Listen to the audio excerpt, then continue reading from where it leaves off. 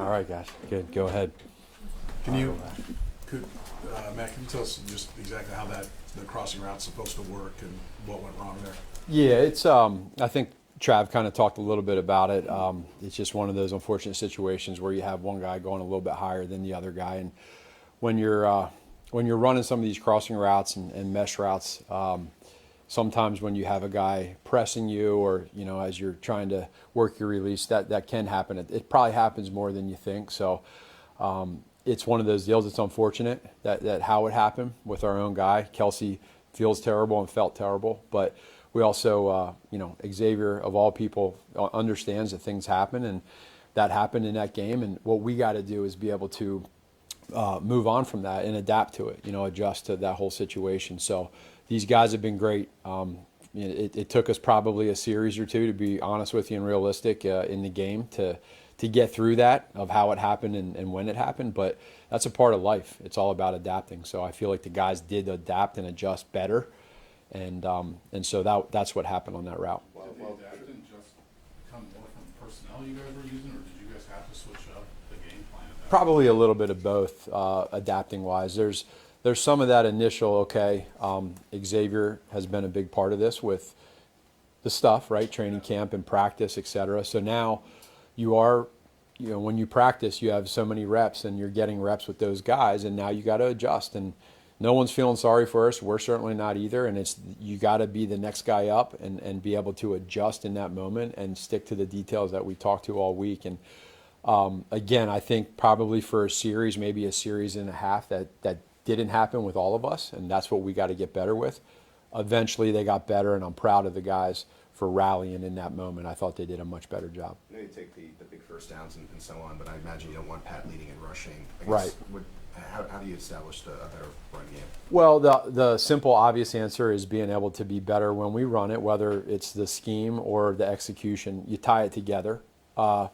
And then, it's a credit to their defense. They did a good job in some of the stuff that they wanted to do. But really in football in general, the more balanced you are, and especially when you look at a team like Philadelphia, it's always going to help. So, but if we're throwing the ball well, we'll stick with it. If we're running it well, and then there's that balance of mixing the two. But you're right. We want to be able to be more balanced when we can. But we also want to continue to just trust each other and use what's best in that game. How about the left side of the offensive line? How do you think it played? I thought they did a good job. There was a couple plays here or there where you'd like to get back, whether it's communication or whether it's just something that the defense did. But again, a few things here or there, which I think was probably expected. You just didn't want it to be a game changer. There's some that maybe prevented us just with timing of maybe being a little bit more accurate with a throw. Again, that's part of life when you have some newer guys on that side. So these guys are going to keep growing, but I'm proud of the guys. What about the right side? I mean, it's not newer guys on Yeah. the right side, and there was plenty of Yeah, well, speaking to the obvious, the penalties, that can't happen, and so that's where we're at. We've made it loud and clear. Jawan knows that. He understands it. It's something that, especially in a moment like that in that game when things are a little bit off kilter now with the personnel, and you start to move the ball, you have a couple positive plays, and then boom, a penalty or a second. So 3 penalties and a hold, not good enough. He knows that. When there's no one hiding from it, he's not hiding from it. He understands what's expected, and I think he's ready for that challenge here as we go. Circumstances have suddenly raised Taekwon's role. I guess what tells you that he's ready for this moment of additional snaps that he's going to get? What tells me he's ready is what he's done in training camp.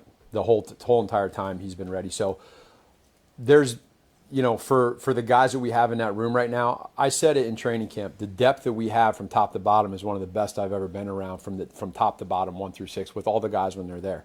It starts to get depleted a little bit with the injuries and other stuff that's going on. But that said, we have guys, they're on the roster for a reason, and they've done a great job. And so now they get their opportunity to show who they are.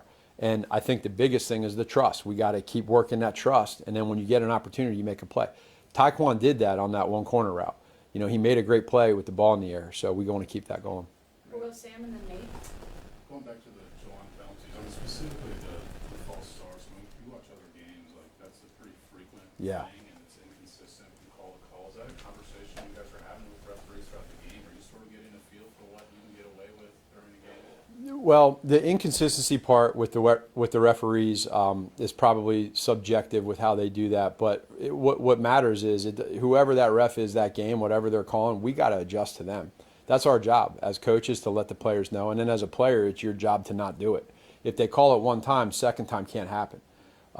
It's as simple as that. Like it's got to stop.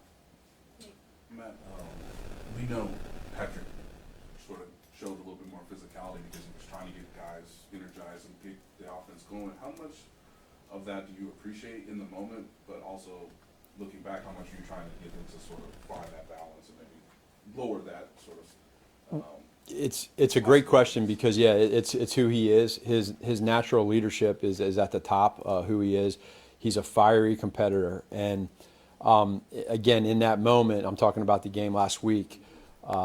For a series or series and a half, it was probably not where we wanted to be. I can tell you it wasn't.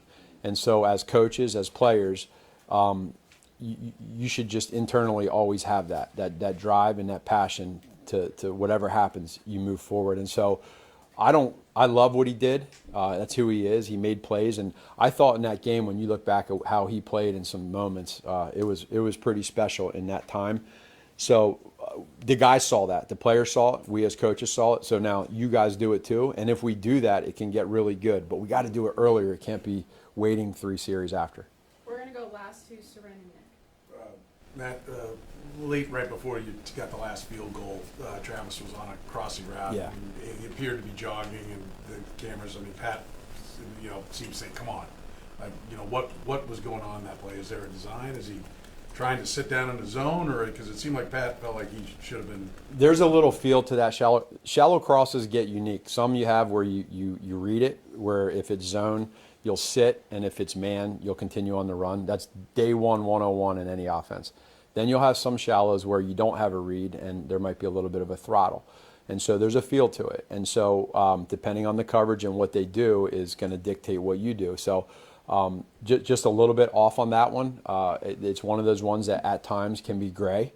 So you can't, I think internally we know where things go with that. But I mean, again, to defend both the guys, which is real, is there is in some concepts there can be some gray. I would say that one may have had a little gray, but there's been several times where there's concepts that are gray where it's worked and we don't talk about it. So that was just one of those ones. Those guys they talk about it, we figure it out, and I think we know moving forward internally what we want.